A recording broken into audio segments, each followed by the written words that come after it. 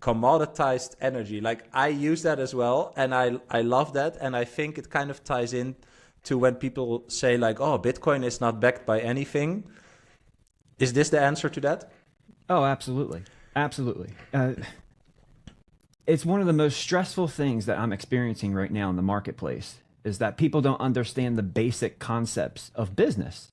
I mean, you start a business to make a profit, right? So a lot of people in this zero interest rate policy, it was about getting customers. The bottom line was not as important as the top line because the money was cheap, basically free for the big corporations. So capture as many customers as you can because one day later we're going to monetize them. Well, that's not really how it works in an economy where rates are where they're supposed to be.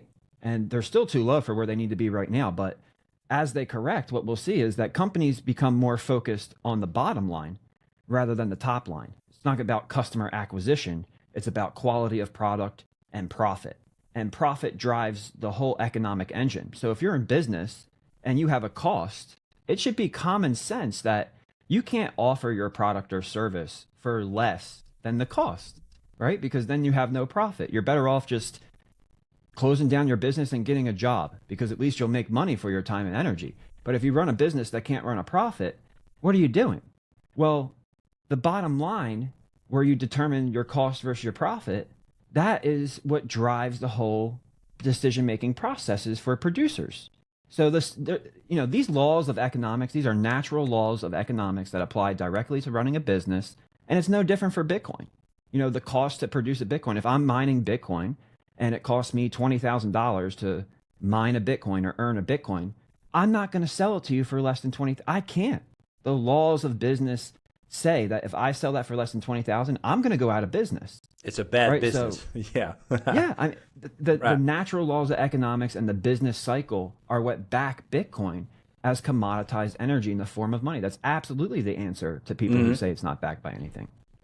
And to maybe try to simplify that, like, is that I tried this in a tweet, right? Like anything people create, anything, a service, a product, a building, a car, or whatever, even jobs that require thinking, you expend a certain amount of energy or you utilize that in a certain way, right? And as you mentioned, like the concept of a business is that by putting in value, you create value, and what someone pays for that value, basically, or well, you put in energy, you create value, someone else pays with energy as well, or something that represents value, right? And if you run a good business, the thing they pay is more than what they get. Exactly. And if it's not, then that is actually the free market price signal telling you, that's the marketplace telling you, hey, the value proposition of your good or service is not good enough. So you're not solving a big enough problem for me. In other words, the demand isn't going to be there. So the company can't charge a price that's above the cost. So as price falls below cost, that's the marketplace's natural signal to the producer that you should redistribute or reallocate your resources and focus on something where profit can be generated. So the lack of profit is how the market signals to producers reallocate, redistribute resources, and figure out a better product or service that's going to solve a bigger problem of mine that I'm willing to pay for a price above the cost. And would you say that's then perhaps true capitalism in a sense, right? Like if we both have a bakery and I make better breads than you, and no one, even though we have bread, quote unquote, but no one goes to your bakery because your bread doesn't taste good, you're not as good in bread making as I am, then I would win naturally, right? Yeah. So then the market requires you to shift your energy expenditure, basically. Absolutely. But not only that too, and Satoshi has a quote about this. I've tweeted this before. It's one of my more popular threads, but I can't directly quote him, but basically what he said was that the cost of production of pretty much any commodity or any good or service always tends to gravitate towards its cost of production. And the reason is because if we have two bakeries and I'm making bread and people need bread, and then you see, hey, he's making that bread for $1 and selling it for $2. I want to get in on this business. Well, then as you start to make bread, what happens?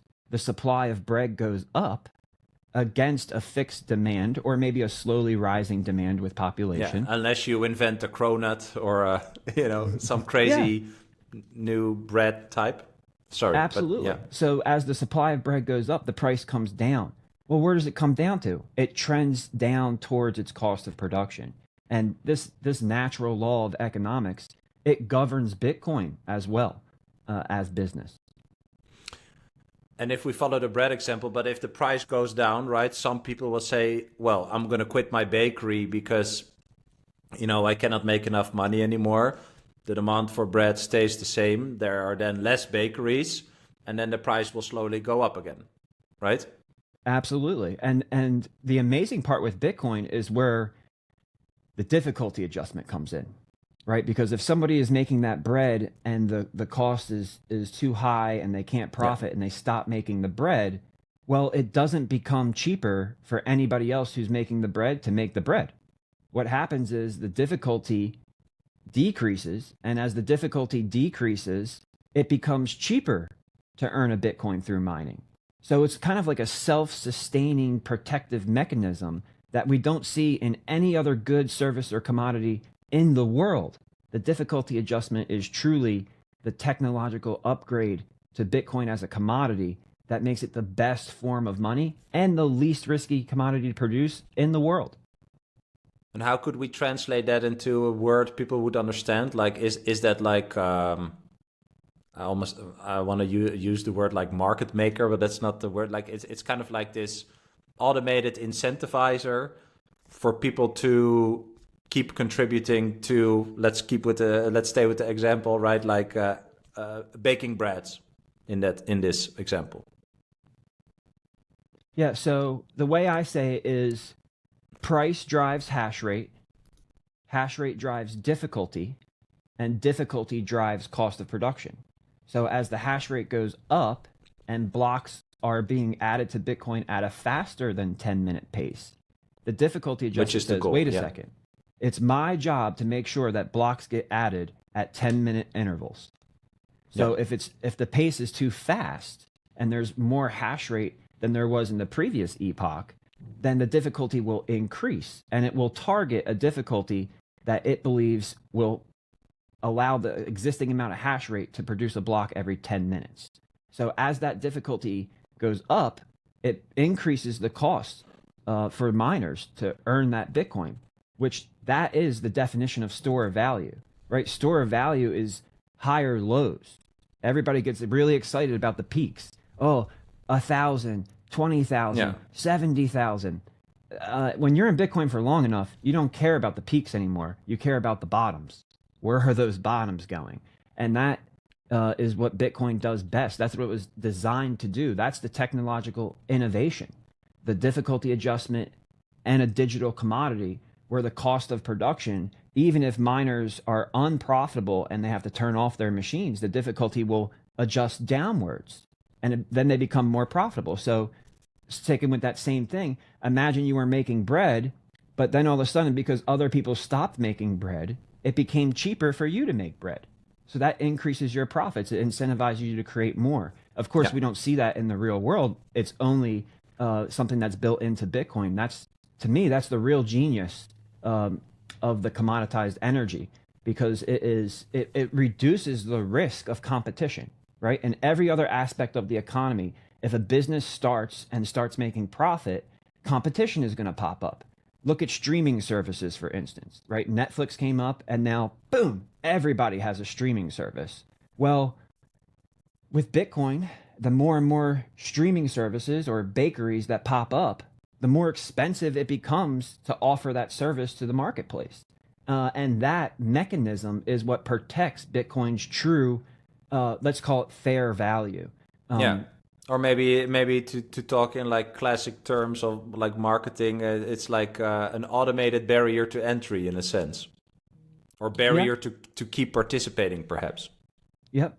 And that's a self-sustaining mechanism. So that's, for Bitcoin, that's amazing because, I like to compare, we'll move off bread and streaming services. Let's move to gold, right? Because gold is the direct comparison.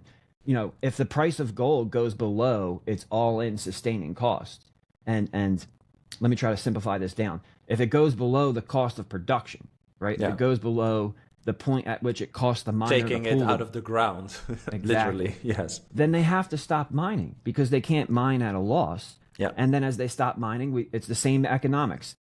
Supply goes down against the consistent demand, price goes up. Same thing happens with Bitcoin, except Bitcoin is in the process of its moving through that S curve adoption, right? We're still at the bottom of the S.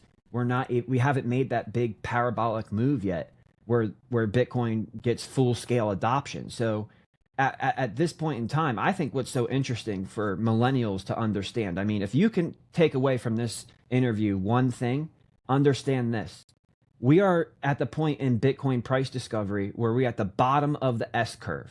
When you're at the bottom People of the are S figuring curve, out what this is, basically. exactly. Right? Yeah. Yes. When you're there, that's your point of a maximum opportunity because the price is going to be relative to the commodity value. So that's why I call it the commodity, commoditized energy in the form of money. Because right now, the price of Bitcoin is really, like Satoshi said, it gravitates towards its cost of generating. But in the future, after we have that huge S-curve adoption move to the top, it's going to be about the monetary value of Bitcoin. And that goes back to your last interview, if people didn't watch it, with Peter, where he talks about all the different values in the world that Bitcoin is going to have to represent, whether it's accounting and purchasing power, store value, all of these different forms of uses. That's the monetary value of Bitcoin. You almost can't even put a dollar number on it because it's so vast, because it's literally all the economic energy in the world divided by 21 million. That's the monetary value of Bitcoin. But right now, you have the chance to buy Bitcoin for its commodity value. And in all honesty, nobody knows when that transition is going to take place. Yeah. So the I fact love this is explanation. now's the time to get in as a millennial. Now's the time to establish your position and forget about everything else. Focus on Bitcoin. It is the only decentralized network. And if you're able to do that, Bitcoin will empower you through its design by putting in those higher lows, and you'll be able to preserve and even grow your purchasing power through time.